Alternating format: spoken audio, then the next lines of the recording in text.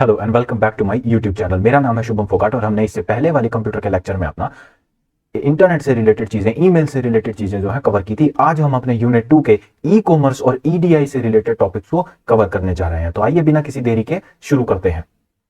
तो हमारा जो यूनिट 2 का अब अगला पार्ट बनता है वो बनता है ई कॉमर्स और जो है इलेक्ट्रॉनिक डाटा इंटरचेंज यानी ईडीआई से रिलेटेड। तो आइए इसको जरा समझने की कोशिश करते हैं। ई कॉमर्स क्या होता है, यानी कि इलेक्ट्रॉनिक कॉमर्स, यानी कि जो कॉमर्स, जो ट्रेड, जो इकोनॉमिक एक्टिविटीज इलेक्ट्रॉनिकली यानी कि एक डिजिटल प्लेटफॉर्म के द्वारा की जाती है, उसको हम एक बेसिक टर्म्स में, बेसिक मीनिंग्स में ई कॉमर्स का नाम दे देते हैं। तो आइए जानते हैं इनके हिसाब से ई कॉमर्स का क्या मतलब बनता है। E commerce is defined as the online buying and selling of goods and services or the transfer of funds or even transmission of data information electronically. तो कोई भी काम जो इलेक्ट्रॉनिकली किया जा रहा है, जो इंटरनेट के माध्यम से जो किया जा रहा है, चाहे वो खरीदना है, चाहे वो बेचना है, गुड्स हैं, सर्विसेज हैं या फंड्स जैसे गूगल पे हो गया, तो वो जो है हमारा ई कॉमर्स का पार्ट बन जाता है।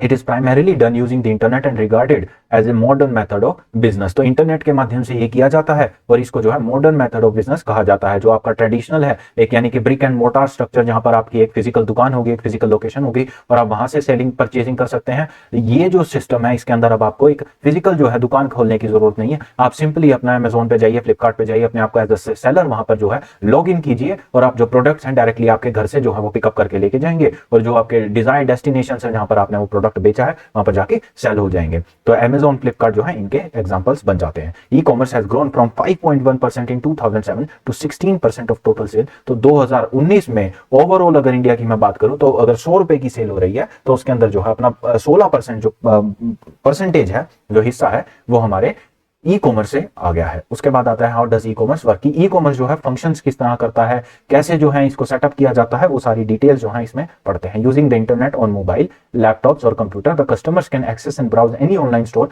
And then can place order from various products and services. तो ये जो चीजें हैं, ये कुछ ऐसी चीजें हैं जो आप डे टू डे बेसिस पे करते हैं, तो इनको अलग से जो है समझने की आपको कोई खास आवश्यकता नहीं है। आप अमेजोन खोलते हैं, वहां से आपको जो चीज पसंद आती है आप उसको ऐड टू कार्ट करते हैं और बाय नाउ कर लेते हैं। तो वो चीजें यहाँ पर बताई गई हैं। Data pertaining to the order reach to the server hosting the website or the online store from the customer's web browser and then conveyed to the central computer of order manager। तो ये एक तरह से process चलता है कि मान लीजिए कोई मैं चीज देख रहा हूं, उसको जैसे ही मैं ऐड टू कार्ट करता हूं तो वो इंटेंशन जो है वहां पर वो ये हो जाती है सर्वर की कि ये जो आदमी है ये प्रोडक्ट खरीदेगा, तो फटाफट से उसको जो है कार्ट में पेश किया जाता है। फिर जब मैं बाय नाउ दबाता हूं, जितनी देर में मैं डिटेल्स भर देता हूं, वो जो ऑर्डर है वो इलेक्ट्रॉनिकली उसकी इंफॉर्मेशन है कि भाई ये बंदा है, इस लोकेशन से, इस वेब एड्रेस से, ये आईपी एड्रेस है, आपका ऑर्डर जो है प्लेस करने वाला है। और जैसे ही मैं ऑर्डर को कंफर्म करता हूं, डिपेंडिंग कि मैंने उसकी पेमेंट ऑनलाइन ही कर दी है या मैंने पेमेंट उसकी कैश ऑन डिलीवरी करवाई है, जिस भी माध्यम से मैं उसकी पेमेंट करूंगा वो सेलेक्ट करते ही जब मैं ऑर्डर कंफर्म कर देता हूं तो वो सेलर जो है एक्चुअली वो चाहे इंडिया में हो ना हो फर्क नहीं पड़ता, उसकी लोकेशन आपकी खुद की लोकेशन से कितनी पास है, कितनी दूर है, वो फर्क नहीं पड़ता। वो जो आपका ऑर्डर है वो उसके पास पहुंच जाएगा कि भाई ये बंदा है, यहाँ पर बैठा है, आप इसका ऑर्डर है, ये रिक्वायरमेंट्स है, आप इसका ऑर्डर पैक कर लीजिए। हमारा जो डिलीवरी मैन आएगा या पिकअप मैन आएगा वो आपसे ऑर्डर कलेक्ट करेगा, हमारे वेयर हाउस में लेके जाएगा और वेयर हाउस से आगे फर्दर प्रोसेसिंग होगी और फाइनली जो है 3-4 दिन के अंदर अंदर वो ऑर्डर उस बंदे तक पहुंच जाएगा। उसके बाद आता है after that the information is forwarded to various channel for processing. तो जो इंफॉर्मेशन है ऑर्डर की वो अलग अलग चैनल्स पे जो है प्रोसेसिंग के लिए जो है फर्दर की जाती है। To the database of managing the inventory levels. तो अमेजोन की खुद की इन्वेंट्री होती है, आप देखेंगे उसके अंदर जो है अमेजोन अपने वेयर हाउस यूज करता है कुछ, और कुछ जो है third party ware house use करता है। तो इस हिसाब से वो ये चीज देखता है। कुछ ऑर्डर जो आपके पास बहुत जल्दी आ जाते हैं, आपने नोट किया होगा, कुछ ऑर्डर है आपने आज ऑर्डर किया, आपको कल सुबह मिल जाएगा, या गुड़गांव, दिल्ली जैसे जो मेट्रोपॉलिटन शहर, आप उसमें सुबह ऑर्डर कीजिए, आपको शाम तक की डिलीवरियां भी मिल जाती हैं। तो उस तरह से जो है वो चीजें उनकी इन्वेंट्री में यानी उनके वेयर हाउस में अगर ऑलरेडी अवेलेबल है तो वो उसको जल्दी से जल्दी आप तक पहुंचाने की कोशिश करेंगे। To the merchant system for managing payment information. तो जो मर्चेंट बैंकिंग सिस्टम है या मर्चेंट सिस्टम है, जो एक लिंक बन जाता है अमेजोन कस्टमर और जो सेलर है, जो एक्चुअल सेलर है, उसके बीच में, उस तरह का जो मर्चेंट सिस्टम है उसके पास जो है पेमेंट की इंफॉर्मेशन जाती है। अगर मैंने डिजिटली या ऑनलाइन यूपीआई के थ्रू या क्रेडिट कार्ड, डेबिट कार्ड के थ्रू पे किया है तो वो पेमेंट जो है उस हिसाब से जो मार्जिन कट के ऑलरेडी सेलर तक पहुंच जाती है। अगर मैंने कैश ऑन डिलीवरी करा है तो उसकी भी जो है डिमांड, जो इंफॉर्मेशन जो है मर्चेंट के थ्रू पहुंच जाती है। To a bank computer for successfully processing the order. तो बैंक कंप्यूटर जो है, मान लीजिए मैंने डिजिटल पेमेंट जो करती है वो करती है, तो उसको जो अप्रूव करेगा दोनों तरफ से, मैंने भेजा तो मेरा बैंक अप्रूव करेगा, हाँ भाई इसके जो बैंक में है इतना बैलेंस है, हाँ बिल्कुल है, तो वो वैलिडेट करके वो पेमेंट जो है अपनी तरफ से क्लियर कर देगा। फिर वो जो डेस्टिनेशन बैंक है, जो अमेजोन का बैंक है या जो भी जिसको आपने यूपीआई किया है, वो बैंक चेक करेगा कि भाई देखो ये इसके अंदर पेमेंट ले सकता है या नहीं ले सकता, और ले सकता है तो किस कॉरेस्पॉन्डिंग जो है ऑर्डर के अगेंस्ट ये पेमेंट आ रही है। और जैसे ये चीजें वैलिडेट हो जाती है, वो पेमेंट जो है आपकी सक्सेसफुल हो जाती है और आपका जो ऑर्डर है वो सक्सेसफुली प्लेस हो जाता है। तो ये सारी चीजें जो है बैक एंड में चलती हैं, बहुत फास्ट चलती हैं। मिलियंस यूजर्स एक टाइम पे ऑर्डर प्लेस कर रहे होते हैं, तो उस चीज में ये चलता रहता है। Then the information circle back to the order manager. तो ये इंफॉर्मेशन का जो सर्कल है, जो आपने डाटा इंफॉर्मेशन साइकिल सीखी थी, वो स्टार्टिंग की यूनिट में वही चीज है यहाँ पर भी काम कर रही है। तो ये चीजें हैं। उसके बाद आता है ई कॉमर्स क्या क्या चीजें इंक्लूड करता है, मतलब ई कॉमर्स में क्या क्या चीजें आती हैं। तो सबसे पहले ईडीआई यानी इलेक्ट्रॉनिक डाटा इंटरचेंज, एक ऐसा मीडियम, एक ऐसा इंटरचेंज जहां से जो आपका इलेक्ट्रॉनिक डाटा इंटरचेंज किया जा रहा है। फिर ईमेल आ जाता है, इलेक्ट्रॉनिक मेल है, अब उससे भी जो है डाटा अपना इधर उधर करते हैं। इलेक्ट्रॉनिक फंड्स ट्रांसफर, आपका एनएफटी, आरटीजीएस, आपका यूपीआई, वो सारी चीजें इसके अंदर आ जाती हैं। इलेक्ट्रॉनिक बुलेटिन बोर्ड जहां पर आपके न्यूज वगैरह ये सब चलते रहते हैं। आपने देखा होगा नेशनल बॉम्बे स्टॉक एक्सचेंज या नेशनल स्टॉक एक्सचेंज बिल्डिंग होती है, वहां पर एक स्ट्रिप बार सी होती है एलईडी की, जहां पर जो है आपका उसके अंदर डाटा इन्फॉर्मेशन जो है वहां पर फ्लोट करती रहती है, जो वहां पर शेयर्स के प्राइस ऊपर नीचे होते रहते हैं, वो चीजें हो गई। और इस तरह के जो है जो आपके डिजिटल साइन बोर्ड्स हो गए हैं, वहां पर भी जो है डाटा का चेंज हो रहा है। अदर ऑनलाइन मोड, इसके अलावा कुछ और चीजें होती हैं। तो ये है इलेक्ट्रॉनिक डाटा इंटरचेंज का एक बार जो फॉर्मेट यहाँ पर दिया गया है कि ई कॉमर्स में क्या क्या चीजें जो है इन्वॉल्व की जाएंगी। तो हमारा ये इलेक्ट्रॉनिक फंड ट्रांसफर हो गया, हमारा इलेक्ट्रॉनिक डाटा इंटरचेंज हो गया, एडवर्टाइजमेंट हो गया, कस्टमर सपोर्ट हो गया, कोलैबोरेटिव वर्क, इस तरह की जो चीजें हैं वो सब आ जाएंगी। उसके बाद आता है फीचर्स के बारे में बात कर ले। ई कॉमर्स के फीचर्स क्या क्या हैं, तो कैशलेस पेमेंट्स हो जाती हैं, जैसे आपका डेबिट है, क्रेडिट कार्ड है, आपका यूपीआई है, आपका इंस्टॉलमेंट सिस्टम्स हैं, उस तरह की चीजें हैं जो आप अगर कैश ऑन डिलीवरी ना करके कुछ और कैशलेस पेमेंट मेथड यूज करते हैं, या इनफैक्ट कैश ऑन डिलीवरी भी अगर आप करते हैं तो ऑर्डर आने के बाद भी आप जो है जब फाइनल डिलीवरी लेते हैं तो उस वक्त भी यूपीआई, क्रेडिट कार्ड, इन सबसे पे कर सकते हैं। तो कैश जो है एंटायरली जो है यहाँ पर जरूरत नहीं पड़ती उसकी। अवेलेबिलिटी 24/7 अवेलेबल होता है, आप चाहे रात को 12 बजे, रात को 2 बजे, रात के 3 बजे कभी भी अमेजोन पे ऑर्डर प्लेस कीजिए, उसमें कुछ जरूरत ही नहीं पड़ती है कि भाई कोई टाइम लिमिट है या टाइम फ्रेम है। सिमिलरली आप ईमेल भेजना, आपको कभी भेजिए, क्या फर्क पड़ता है। उसके बाद आता है एडवर्टाइजमेंट जैसे डिजिटल मार्केटिंग आजकल जो है एक नया हॉट टॉपिक बना हुआ है मार्केट के अंदर। ये स्किल बेस्ड जो डेवलपमेंट्स आजकल कोर्सेज चल रहे हैं उसके अंदर डिजिटल मार्केटिंग बहुत जो है आपका इंपॉर्टेंट फील्ड जो है, क्योंकि आजकल चीजें जो है ज्यादातर सोशल मीडिया के थ्रू पुश की जाती हैं, क्योंकि यूजर जो है सोशल मीडिया पर वो इतने ज्यादा है, तो आप अपनी रीच जो है प्रोडक्ट की, सेल्स की, वो जो है सोशल मीडिया से बढ़ा सकते हैं। तो उस तरह की जो एडवर्टीजमेंट है वो आजकल डिजिटली ही की जाती है। बेटर सेल्स, ऑफकोर्स ज्यादा रीच होगी आपकी, आप इंस्टाग्राम यूज कर रहे हैं, सोशल फेसबुक यूज कर रहे हैं, उस पर अपने प्रोडक्ट को जो है एडवर्टाइज कर रहे हैं, अच्छी खासी एडवर्टीजमेंट उसकी हो रही है, तो ऑब्वियस ही बात है वहां पर जो है आपकी सेल्स बढ़ जाएंगी। सपोर्ट, आप सपोर्ट जो है वो इमीडिएट दे सकते हैं, आपको यूं नहीं है कि वो बंदा फिजिकली आपके पास आएगा, उसको अगर क्वेरी है तो वो ऑनलाइन अपनी क्वेरी डाल सकता है और आप उसको ऑनलाइन ही रिजॉल्व करके दे सकते हो। इन्वेंट्री मैनेजमेंट, इससे आपका जो इन्वेंट्री मैनेजमेंट है वो भी अच्छा हो सकता है, क्योंकि चीजें जो है ऑटोमेट हो चुकी हैं। जैसे मैंने बताया आपको, वो सारा जो प्रोसेस था ऊपर यहाँ पर जो दिया गया था कि ऑर्डर जो है अपने आप वहां चला जाता है, कंप्यूटर डिटेक्ट कर लेता है, इन्वेंट्री में चेक कर लेता है या नहीं है, तो उस तरह की चीजें यहाँ पर सारी ऑटोमेटेड है। तो उससे जो है चीजें जो है वो कन्वीनियंट और स्पीडीली भी हो जाती हैं। कम्युनिकेशन इंप्रूव हो गई है, बिल्कुल सही बात है। मान लीजिए पहले मेरे को, अगर मान लीजिए मेरा कोई मोबाइल फोन है जो मैंने खरीदा है वो खराब हो गया है, और तो मेरे को ढूंढना पड़ता था शहर भर में कि भाई उसका सर्विस सेंटर कहाँ है, और दिक्कत हो जाती थी जब उसका सर्विस सेंटर मिलता ही नहीं था। जैसे HTC है, इस तरह की जो कंपनी है, सोनी है, इनके सर्विस सेंटर्स ढूंढने जो है काफी कठिन काम हो जाते थे। दिल्ली में मिलते थे इनके सर्विस सेंटर, तो वो चीजें बहुत इनकन्वीनियंस क्रिएट करती थी। आजकल सब डिजिटल हो चुका है। मेरे को अगर किसी डिवाइस में मेरे को प्रॉब्लम है, मैं फटाफट से इनकी वेबसाइट पर जाकर वहां पे एक इशू रेज कर सकता हूँ कि भाई ये मेरे मोबाइल में प्रॉब्लम है, वो मेरे को गाइड कर देंगे प्रॉपरली कि भाई मुझे क्या क्या करना चाहिए। तो उस तरह की चीजें जो है, कम्युनिकेशन गैप जो है सेलर और आपके बायर के अंदर वो कम हो गया है। टाइप्स ऑफ ई कॉमर्स, अब बताते हैं कि ई कॉमर्स के टाइप कौन कौन से होते हैं। तो सबसे आता है पहले B2B। आपके एग्जाम पॉइंट ऑफ व्यू के लिए जो ई कॉमर्स का टॉपिक है वो काफी इंपॉर्टेंट है, और पेपर में जो क्वेश्चंस, जो PYQs हैं, वो इस तरह के आते हैं कि भाई ई कॉमर्स बताइए और उसके टाइप्स को डिफाइन कीजिए। तो टाइप्स यहाँ पर आपके बहुत जरूरी बन जाते हैं। तो सबसे पहले आता है बिजनेस टू बिजनेस, जिसको हम जो शॉर्ट निमोनिक फॉर्म में इस तरह से लिखते हैं, B न्यूमेरल 2 और B। तो बिजनेस टू बिजनेस, तो बिजनेस टू बिजनेस यानी दो बिजनेस आपस में किस तरह से अपना कम्युनिकेट कर रहे हैं, ट्रेड कर रहे हैं इलेक्ट्रॉनिकली, वो B2B बिजनेस का पार्ट बन जाता है। तो वो चीजें हैं यहाँ पर। In B2B business type the products are first wholesale to an intermediate. अब देखिए B2B जो है, आप यूं समझने की कोशिश कीजिए, जैसे एप्पल कंपनी है जो आईफोन्स बनाती है, जिसके आईफोन बनते हैं, तो एप्पल के आईफोन की जो स्क्रीन है, देखिए एप्पल भी एक बिजनेस है, तो एप्पल जो आईफोन अपना बनाता है उसकी जो स्क्रीन होती है, जो एमोलेड स्क्रीन है, उसके अंदर ये आपकी स्क्रीन की क्वालिटी है, वो जो है सैमसंग सप्लाई करता है। तो अब आप देखेंगे कि सैमसंग भी एक बिजनेस है, एप्पल भी एक बिजनेस है, तो ये इन दोनों के बीच में किसी एक पर्टिकुलर चीज को लेकर जब ट्रेड हो रहा है तो वो उस चीज को बोलते हैं बिजनेस टू बिजनेस ट्रेड। कि भाई देखिए जैसे बिजनेस ऑर्गेनाइजेशन है वो होलसेलर को देगी, होलसेलर जो है रिटेलर्स या वेबसाइट को देगा, और वेबसाइट से जो है फिर कस्टमर तक चीजें पहुंच जाती हैं। तो यहां तक जो चीजें हो रही हैं ये तीनों जो बिजनेस है आपस के अंदर, जैसे अमेजोन है या जो ऑर्गेनाइजेशन है, मान लीजिए यहाँ पर एप्पल की बात कर लूं मैं, एप्पल जो है अपना जो अमेजोन है या वेबसाइट है उनको जो उनको अपने प्रोडक्ट्स जो है वो बोलेगा कि भाई मेरे प्रोडक्ट जो है मार्केट कर, फीचर कर अपनी वेबसाइट के ऊपर, और फिर आगे वो चीजें हैं जो कस्टमर्स तक पहुंच जाएंगी। तो इन तीन लेवल के बीच में जो बिजनेस हो रहा है वो आपका बिजनेस टू बिजनेस मॉडल बन जाता है। जैसे मैंने आपको यहां भी कहा कि अगर मान लीजिए दो बिजनेस आपस के अंदर ट्रेड कर रहे हैं, उसको किसी प्रोडक्ट की जरूरत है, वो दूसरे बिजनेस से उस चीज की डिमांड कर रहा है, वो चीजें आपकी बिजनेस टू बिजनेस बन जाती है। मोस्ट केसेस में ऐसा भी होता है कि कोई बिजनेस जो है वो रॉ मटेरियल्स ही बना रहे हैं, मान लीजिए उनका या कोई बिजनेस है जिसके लिए जो उसका फिनिश गुड जो है, मान लीजिए मैं बात करूं कोई लेदर कंपनी है,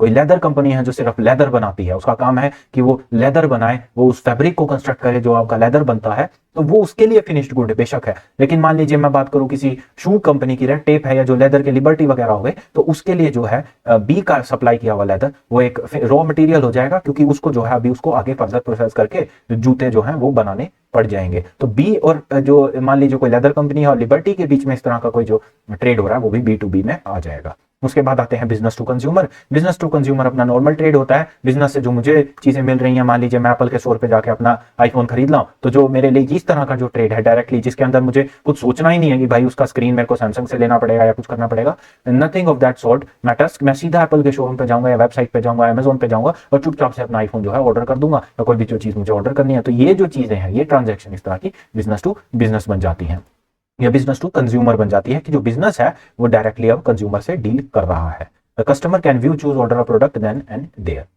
उसके बाद आते हैं कंज्यूमर एंड कंज्यूमर, यानी कि कंज्यूमर्स आपस में जो है किस तरह का ट्रेड कर सकते हैं। जैसे आपने OLX का नाम सुना होगा, आपने जो और इसके तरह एक और वेबसाइट है, मुझे उसका नाम नहीं याद आ रहा, वो सुना होगा। तो OLX में क्या होता है, OLX में कंज्यूमर्स आपस के अंदर जो है ट्रेड करते हैं। मान लीजिए मेरे पास कोई आइटम है जो मुझे जिसकी जरूरत नहीं है या जो पुरानी हो चुकी है, जो मुझे बेचनी है, और कोई बाहर ऐसा बंदा है, व्यक्ति है, कंज्यूमर है, उसको वो चीज जो है अपनी बेचनी है, तो वो OLX जैसी वेबसाइट्स पर जाकर अपनी डील जो है वहां पर दे सकता है, और कंज्यूमर्स आपस के अंदर ग्राउंड लेवल पर वो आपस में डील कर सकते हैं। तो OLX एक जो है अपना एग्जांपल है इस चीज का, वही चीज यहां पर आ जाती है। उसके बाद आता है कंज्यूमर टू बिजनेस। मान लीजिए हमने पढ़ा था बिजनेस टू कंज्यूमर, अगर इसको रिवर्स कर दूं मैं कि कंज्यूमर से बिजनेस का अगर कोई ट्रेड किया जा रहा है तो वो यहां पर किया जाता है। जैसे interest rates on a particular loan are advertised by various bank, तो इंटरेस्ट एक तरह से जो है कंज्यूमर टू बिजनेस आ जाता है। बैंक एक बिजनेस है, बैंक ने कंज्यूमर को लोन दे रखा है, अब जो कंज्यूमर वापस बैंक को वो लोन पे करेगा वो तो है कंज्यूमर टू बिजनेस यहां पर दिया गया है।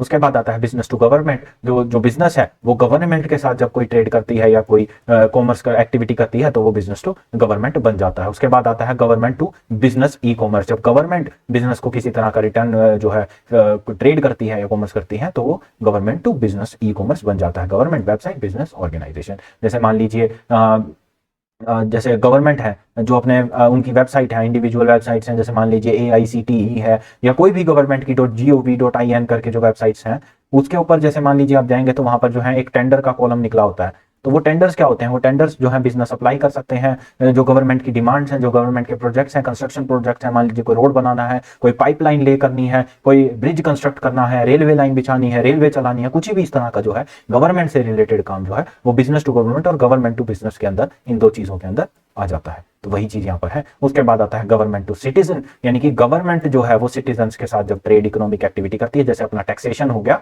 वो भी अपना एक government to citizen e commerce हो जाता है और citizen to government e commerce हो जाता है। तो वही चीज यहाँ पर बताई गई है, गवर्नमेंट वेबसाइट और डायरेक्टली सिटीजन, तो वो चीजें यहाँ पर है। उसके बाद आते हैं मोबाइल ई कॉमर्स, यानी कि M कॉमर्स, जो आप मोबाइल फोन से कर सकते हैं। जैसे जो ई कॉमर्स है वो आप जो एक ब्रॉडर टर्म के सेंस में बात करूं तो ई कॉमर्स एक ब्रॉडर टर्म है, उसके अंदर हर चीज आ जाती है, चाहे आपका कंप्यूटर हो, लैपटॉप हो, मोबाइल हो, चाहे आपका और कोई भी तरीका से जिससे आप इंटरनेट एक्सेस कर सकते हैं वो हो। लेकिन M कॉमर्स जो है वो स्पेसिफिकली मोबाइल डिवाइस के लिए ही बनाई गई है कि आप मोबाइल से जो है जब कोई ट्रेड एक्टिविटी करते हैं, चाहे वो बिल पेमेंट है, चाहे मोबाइल बैंकिंग है, चाहे वो आपका IMPS है, चाहे वो आपकी अमेजोन शॉपिंग है, तो वो जो है जो आप मोबाइल से कर रहे हैं स्पेसिफिकली अपने मोबाइल डिवाइस से, वो M कॉमर्स बन जाता है। उसके बाद आते हैं बेनिफिट्स क्या है ई कॉमर्स के, कि भाई ई कॉमर्स का फायदा क्या है।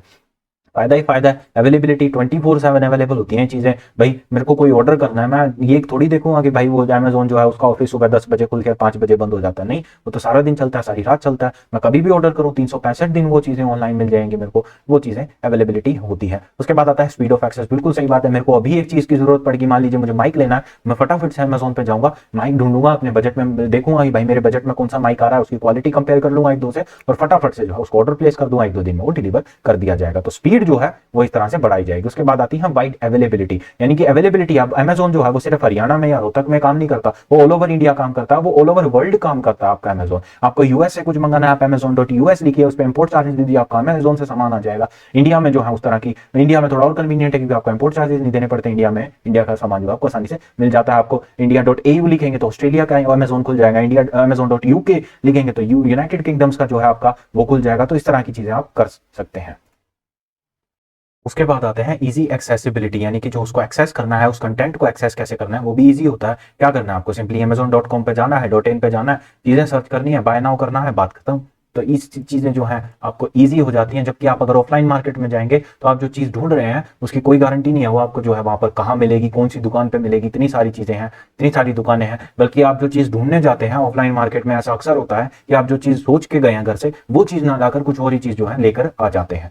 जो ऑनलाइन है उसके अंदर इस तरह की चीजें थोड़ी कम होती इधर भी हैं पर थोड़ी कम लेवल पर की जा सकती है। उसके बाद आता है lower cost, e commerce business lesson the cost which would इनकर इन ऑफलाइन। बिल्कुल सही बात है, आप जाएंगे दुकान पर, आपको पेट्रोल का खर्चा देना पड़ेगा, आपको टाइम लगाना पड़ेगा, उस तरह की कई चीजें हैं जो यहाँ पर ऑनलाइन में बच जाती हैं आपकी। आप सिंपली अपने घर पर बैठे हैं, आप अपने मोबाइल पर बैठे हैं, amazon.com सर्च किया, या ऐप जो आपने इंस्टॉल कर रखी है, आप फटाफट से उसके अंदर जो चीज आपको चाहिए वो एंटर करेंगे और आपके पास वो एक दो दिन में डिलीवर हो जाएगी। उसके बाद आते हैं डिसएडवांटेज क्या है। देखिए इतने फायदे हैं तो कहीं ना कहीं कुछ चीजें हैं जो डिसएडवांटेज भी होंगी। तो उसके बाद आता है narrow customer service as some places are not approached by e commerce website. खैर आजकल तो ये चीजें नहीं होती हैं, बट हाँ कुछ इलाके अभी भी ऐसे हैं जो जो हाई एल्टीट्यूड एरियाज हैं जहां पर जो है अमेजोन की सर्विसेज हैं या तो बहुत डीले, मतलब इलेक्ट्रॉनिक या ई कॉमर्स सर्विसेज हैं तो बहुत डीलेड हैं या वो वहां तक पहुंचती ही नहीं है। जैसे जो पहाड़ी एरिया है या जिनको डिफिकल्ट रीजन हम कह सकते हैं, वहां पर ये हरकतें होती हैं। Not being able to touch और सी, हाँ आप अपने प्रोडक्ट को जो है वो फिजिकली जो है टेंजिबली जो है रिव्यू नहीं कर सकते, चेक नहीं कर सकते, लेने से पहले आपको वेट करना पड़ेगा कि वो आपके पास डिलीवर हो, और डिलीवरी के बाद फिर आपको जो है एक टाइम विंडो दी जाती है कि आप उस टाइम विंडो में अगर उसमें डिफेक्ट है या कुछ है तो वो रिप्लेस या रिफंड होके आएगा। लेकिन आप इनिशियली लेने से पहले उसको जो है टच नहीं कर सकते। जबकि ऑफलाइन में आप जाइए, शोरूम पे जाइए, आप उसको मोबाइल को अच्छे से देखिए, आप उसके वेरिएंट देखिए, आप कलर का जो आजकल कलर वेरिएंट्स इतने आ चुके हैं कि आपको कलर का भी एकदम सही से आइडिया हो जाता है। मान लीजिए मैं ब्लू लेना चाहता हूं या कोई सिल्वर लेना चाहता हूं या कुछ और रंग लेना चाहता हूं, तो जो चीजें हैं जो ऑनलाइन दिख रही हैं, और इनफैक्ट चीजों के तो ऑनलाइन चीजों पे तो नीचे लिखा भी होता है कि जो दिखाया गया है उससे जो वास्तविक प्रोडक्ट है वो थोड़ा अलग हो सकता है। लेकिन ऑफलाइन में आप एग्जैक्टली आइडिया लेके आ सकते हैं कि भाई जो मैं ब्लू सोच रहा था वो ब्लू कितना है,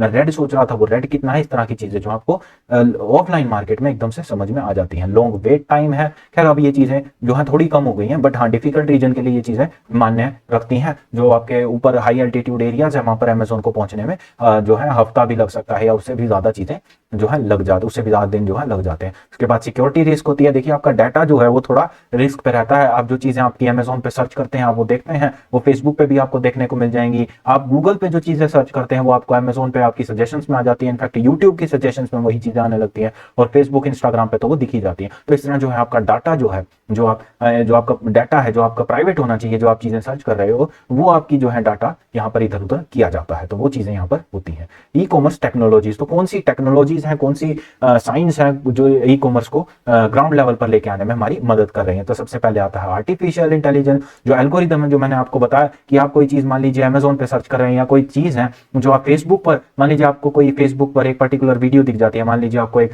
बिल्लियों की कोई वीडियो मिल जाती है, कैट्स की कोई क्यूट फनी वीडियो दिख जाती है और आप उसको लाइक कर देते हैं, तो आप देखेंगे कि जो फेसबुक का एल्गोरिदम है वो डिटेक्ट करेगा कि भाई इस बंदे को जो है वो जीव जंतुओं में जो है इसका इंटरेस्ट है, तो आपको उस तरह की ही वीडियो फिर वो दिखाना स्टार्ट कर देगा। सिमिलरली आपका यूट्यूब भी है, आप पुराने गाने सुनते रहेंगे तो आपका एक मिक्स बना देगा, माई मिक्स करके, कि उसके अंदर सारे पुराने गाने की आपकी लिस्ट हो जाएगी। आप कुछ गाने सुनते रहेंगे तो आपको जो है प्लेलिस्ट बना के दे देगा कि भाई आपने पिछले कुछ टाइम में ये गाने सुनेंगे तो ये गाने आप दोबारा सुन सकते हैं। तो उस तरह की चीजें हैं। तो आर्टिफिशियल इंटेलिजेंस जो इनके एल्गोरिदम्स हैं वो इस तरह से लिखे गए हैं कि यूजर का इंटरेस्ट जो है उसके बेसिस पे जो आप कंटेंट देख रहे हैं, यूटिलाइज कर रहे हैं, वो आपको दिखाया जा सके। उसके बाद आता है क्लाउड क्लाउड, देखिए क्लाउड पे ही चीजें जो है आजकल मोस्टली चीजें जो है एग्जिस्ट करती हैं, क्योंकि आप लोकल स्टोरेज पे कितना सेव करेंगे आप अपने, आप एक लोकली कोई चीज जो है उस पर आप सेव नहीं कर सकते। आपकी जो लिमिटेशन है वो हार्डवेयर लिमिटेशन भी हो सकती है, कॉस्ट लिमिटेशंस भी हो सकती हैं। तो क्लाउड एक ऐसा सॉल्यूशन है जिसके ऊपर आप अनलिमिटेड अपना डाटा जो है एक छोटी सी फीस, जैसे गूगल क्लाउड है,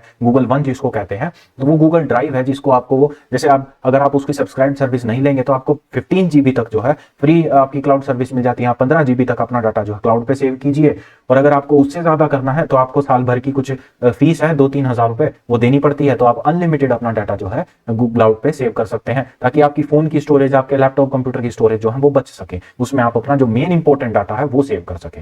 उसके बाद आते हैं चैटबॉट्स। चैटबॉट्स होते हैं वो भी आर्टिफिशियल इंटेलिजेंट जो कुछ बोट्स होते हैं, उनका फंक्शन होता है कि आपकी क्वेरीज को रिजॉल्व करना। आप देखेंगे कोई वेबसाइट खोलेंगे तो वेबसाइट के नीचे एक छोटा सा जो है एक चैट बॉक्स का सा इनबॉक्स से का एक वो आता है आपको पॉपअप सा, आप उस पर क्लिक करते हैं, आप अपनी क्वेरीज लिखते हैं, तो इनिशियली कुछ मैसेजेस जो होते हैं, जो स्टार्टिंग के कुछ मैसेजेस होते हैं जो आपको बताते हैं कि भाई आप बताइए आपकी क्या मदद कर सकते हैं, how may I help you, इस तरह के मैसेज आप उसमें क्वेरी लिखेंगे। फिर अगर वो क्वेरी जो है वो खुद सॉल्व कर सकता है वो चैटबॉट तो वो कर देगा, नहीं हो सकता तो वो आपको बता देगा कि भाई we are connecting you to an executive या कस्टमर एग्जीक्यूटिव, आप प्लीज वेट कर लीजिए। तो वो जो चीजें हैं वो चैटबॉट से होती हैं इनिशियली। फिर चैटबॉट्स आर अवेलेबल 24/7। तो टेलीग्राम पे अगर आप जाएंगे और आप नॉर्मली ऊपर सर्च करते हैं चैटबॉट, तो आपको हजारों चैटबॉट मिल जाएंगे, जिसके अंदर इनफैक्ट अगर आपने हाइक कभी यूज किया, एक हाइक मैसेंजर करके आया करता था व्हाट्सएप के टाइम में, अभी भी शायद आता होगा, तो आप जब भी उसको हाइक को इंस्टॉल करते थे, आप उसमें अपना नंबर लॉगिन वगैरह डाल देते, अकाउंट बना लेते थे, तो आपको नताशा करके एक जो है चैट मिलती थी। बड़े खुश होते थे हम उस टाइम पे देख के कि भाई देखो ये नताशा करके कोई है जो बात करती है। तो लेकिन वो असल में एक चैटबॉट हुआ करती थी, जो असल में नहीं है, वो सिर्फ एक एल्गोरिदम है, एक आर्टिफिशियल इंटेलिजेंस। वहां पर एक प्रोग्राम इंस्ट्रक्शंस लिखे गए थे कि भाई जब भी जो है नया अकाउंट लॉगिन होगा तो उसका कुछ टाइम तक के लिए जो है आप संभाल सकते हैं, उससे उसका जो है मन बहला सकते हैं। तो उस तरह की चीजें हैं जो चैटबॉट्स के थ्रू की जाती हैं। उसके बाद वॉइस असिस्टेंट्स आ जाते हैं। आपके वॉइस असिस्टेंट है, जैसे अमेजोन का एको है, एलेक्सा जिसको बोलते हैं। तो आप अमेजोन पे जो है आप देखेंगे अमेजोन का जो ऊपर सर्च बार होता है, ऊपर यहाँ पर एक माइक का इस तरह से जो है बटन जो है दिखा होता है, या गूगल असिस्टेंट है, आप गूगल को ओके गूगल बोलिए, ओह वो एक्टिवेट हो गया, तो ओके गूगल बोलिए इस तरह से, और वो जो है आप उस पर बोल सकते हैं कि भाई मेरे को कोई गाना सुनना है मेरे को,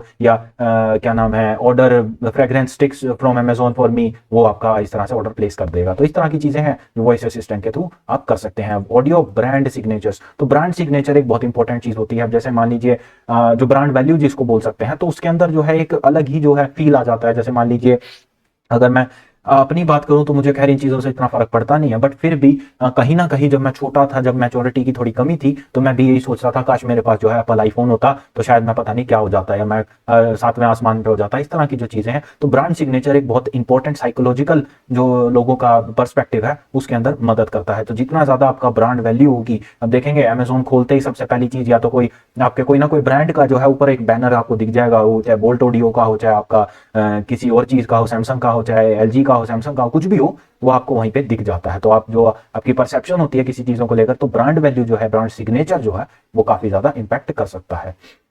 उसके बाद आते हैं असिस्टिव टेक्नोलॉजी। तो असिस्टिव टेक्नोलॉजी का मतलब है जैसे जो विजुअली इंपेयर्ड भाई हैं हमारे, या जो जिनको किसी तरह की डिसेबिलिटी है, किसी भी तरह की, चाहे वो सुनने में है, चाहे वो बोलने में है, चाहे वो देखने में है, तो उस तरह की चीजें भी हैं, हमें मदद करती हैं हमारे ई कॉमर्स के अंदर। फॉर एग्जांपल जैसे आप अपने एंड्रॉयड फोन में, या एप्पल का मुझे आइडिया नहीं है, बट एंड्रॉयड फोन में अगर आप जाएंगे, वहाँ पे एक्सेसिबिलिटी करके एक जो है सेटिंग होती है, आप उसमें जाएंगे तो आप उसके अंदर चूज कर सकते हैं। इनफैक्ट उसके अंदर अगर आपको दिख रहा है, लेकिन आपको जो है वो एक जो है एक डिसेबिलिटी होती है जिसके अंदर आपको पर्टिकुलर कलर्स जो है वो नहीं दिखाई देते, जैसे लाल नहीं दिखाई दे रहा, या ग्रीन नहीं दिखाई दे रहा, या ब्लू नहीं दिखाई दे रहा, तो उस तरह की आप सेटिंग्स वहां पर कर सकते हैं। तो इस तरह की चीजें हैं जो आपको मदद करती हैं आपके इलेक्ट्रॉनिक डिवाइस को या इलेक्ट्रॉनिक कॉमर्स ट्रेड को आसानी बनाने में। उसके बाद आता है इमेज सर्च। आप इनफैक्ट अब रिवर्स इमेज सर्च भी कर सकते हैं। जैसे पहले हम एक वर्ड लिखते थे, कीवर्ड लिखते थे, मान लीजिए मैंने आयरन मैन लिख दिया, उसके बाद आयरन मैन की फोटोज आ रही हैं। अब मैं क्या कर सकता हूँ, मान लीजिए मेरे पास कोई फोटो है और मुझे पता नहीं है ये किस चीज की फोटो है, लेकिन मुझे पसंद आ रही है, जैसे कोई टेक्सचर है, कोई वॉल पेंट है, कोई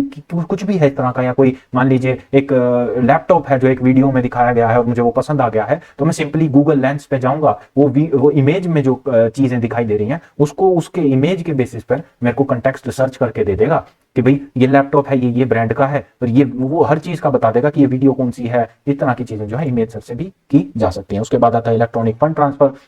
आप अपना जो पैसा है वो यूपीआई के थ्रू, आईएमपीएस के थ्रू, आरटीजीएस के थ्रू, एनईएफटी के थ्रू, इन चीजों के थ्रू एक जगह से दूसरी जगह पहुंचा सकते हैं। पहले मनी ऑर्डर्स हुआ करते थे जिसके अंदर आपको एक एनवलप में या इस तरह के एक लेटर हेड या इस तरह से एक मनी ऑर्डर का अलग फॉर्मेट होता था। आप लिखते थे कि भाई इस आदमी को इतने रुपए जो है वो निकाल के दे दिए जाए। चेक्स होते थे, आजकल ट्रंकेटेड चेक्स आ चुके हैं, यानी कि वही चेक है तो कोई उसमें चेंज नहीं है, बस वो इलेक्ट्रॉनिकली एक इमेज है, इलेक्ट्रॉनिक इमेज है वो उसी चेक की। उस तरह की चीजें आ चुकी हैं। क्रेडिट कार्ड है, डेबिट कार्ड है, स्मार्ट कार्ड हो गए, ई मनी। स्मार्ट कार्ड आपके जिस तरह से ये यहाँ पर लिखे हुए हैं, बाकी अदरवाइज स्मार्ट कार्ड आपके ये भी होते हैं, क्या बोलते हैं इसको, जैसे मेट्रो कार्ड आपने कभी देखा हो, मेट्रो वन का कार्ड है, उस तरह की चीजें हैं, वो स्मार्ट कार्ड है। अब उसके अंदर पैसा डलवाइए, आप चाहे डीटीसी में बैठ के जाए मेट्रो में यूज करें, और भी कुछ सर्विसेज जो आजकल इंटीग्रेट दिल्ली गवर्नमेंट इंटीग्रेट करने की सोच रही है उसे एक कार्ड से, उस तरह के कार्ड जो आपके स्मार्ट कार्ड बन जाते हैं।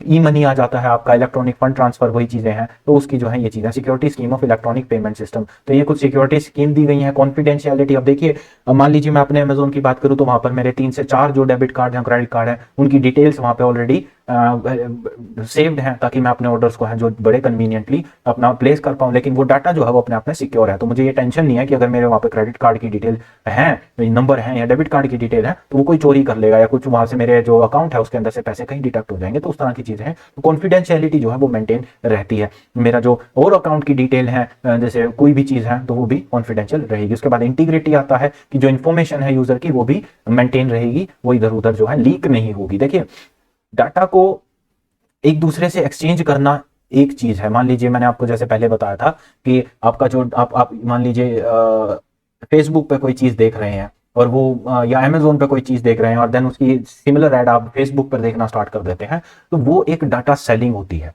कि भाई यूजर के इंटरेस्ट हैं और इसके इंटरेस्ट के आसपास चीजें हैं, वो ताकि वो उसको जो है परस्यू कर सके, कंज्यूमर को किसी तरह वो साइकोलॉजिकली उसको पुश कर सके कि भाई तू ये चीज ले ले, उसको बार बार वही चीज दिखाकर। लेकिन उससे जो है आपका डाटा जो इंटीग्रिटी है डाटा की वो चेंज नहीं होती। क्यों? क्योंकि वो आपने जो अमेजोन पे सर्च किया वो आप ही के फेसबुक पे दिखाया जाएगा। ऐसा नहीं है कि वो किसी और के किसी तीसरे बंदे के फेसबुक पर जाके बोलेगा कि भाई शुभम ने तो क्या नाम है ये चीज हमें अपने अमेजोन पे देखी तो आप खरीद लो। ऐसा नहीं होगा, आप ही का डेटा है, आप ही को बार बार दिखाया जाता है। ये एक साइकोलॉजिकल पुश होता है, तो इसके अंदर जो है लीक नहीं होता आपकी इंफॉर्मेशन है। अगर आप ही की एक सोशल मीडिया प्लेटफॉर्म से आप ही की इंफॉर्मेशन दूसरे सोशल मीडिया प्लेटफॉर्म पर दिखाई जाती है, तो उसको जो है डाटा लीक कंसीडर ना करके डाटा पुश या डाटा इंटरचेंज जो है वो कंसीडर किया जाता है। वो एक एथिकल चीज है, वो एक प्रोडक्टिव चीज भी होती है। उससे आप जो है पुश होते हैं और आप चीजें खरीद लेते हैं। ऑथेंटिसिटी आ जाती है भाई, ऑथेंटिक जो है चीजें जो है आपका आजकल केवाईसी होती है। पेटीएम पे अगर आपको डालना है यूपीआई जो है वो आपकी केवाईसी करते हैं। जब पेटीएम मैंने बनाया था तो उसके अंदर जो है आधार बेस्ड केवाईसी होती थी,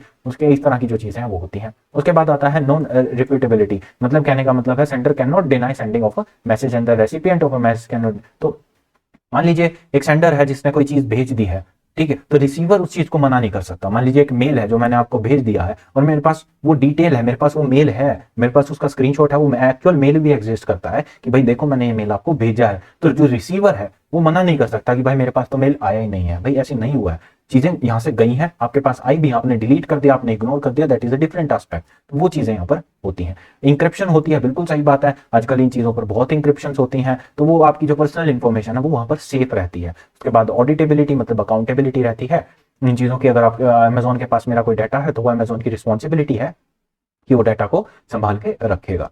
तो उस तरह की चीजें यहाँ पर की गई है। उसके बाद security system, electronic encryption, digital signatures, security certificate, इस तरह की चीजें हैं। एसएसएल आपका आ जाता है, secure socket layer, most commonly protocol है। आप देखेंगे इन चीजों कोई वेबसाइट खोलकर और अगर आप उसके अंदर इंस्पेक्ट एलिमेंट करने की कोशिश करेंगे तो आप देखेंगे वो एसएसएल के थ्रू जो है एनक्रिप्ट किया गया है। उसके बाद सिक्योर हाइपरटेक्स्ट यानी कि एचटीटीपीएस। देखिए एचटीटीपी होता था सिर्फ हाइपरटेक्स्ट ट्रांसफर प्रोटोकॉल, आजकल जो चीजें चल रही हैं वो एचटीटीपीएस के फॉर्म में चल रही है, यानी कि सिक्योर्ड फॉर्म में। उसके ऊपर एक लॉक लगाया जाता है, वो यूजर जो उसको एक्सेस कर रहा है वही यूजर उसको एक्सेस कर सकता है। सेट जैसे सिक्योर इलेक्ट्रॉनिक ट्रांजैक्शन, इस तरह की जो चीजें हैं। उसके बाद आता है ईडीआई यानी इलेक्ट्रॉनिक डाटा इंटरचेंज, की डाटा को किस तरह से इलेक्ट्रॉनिकली आपस में एक दूसरे को सेंड रिसीव किया जाएगा, वो हम इलेक्ट्रॉनिक डाटा इंटरचेंज के अंदर पढ़ेंगे। तो बेसिक समझने की कोशिश करते हैं। It is an electronic and online way of sharing the soft copies, यानी सॉफ्ट कॉपी जैसे पीडीएफ हो गया, आपका वर्ड फाइल हो गया, वो चीजें regarding a business in an organization internally between various department or externally with the supplier or customer etc word document excel sheet।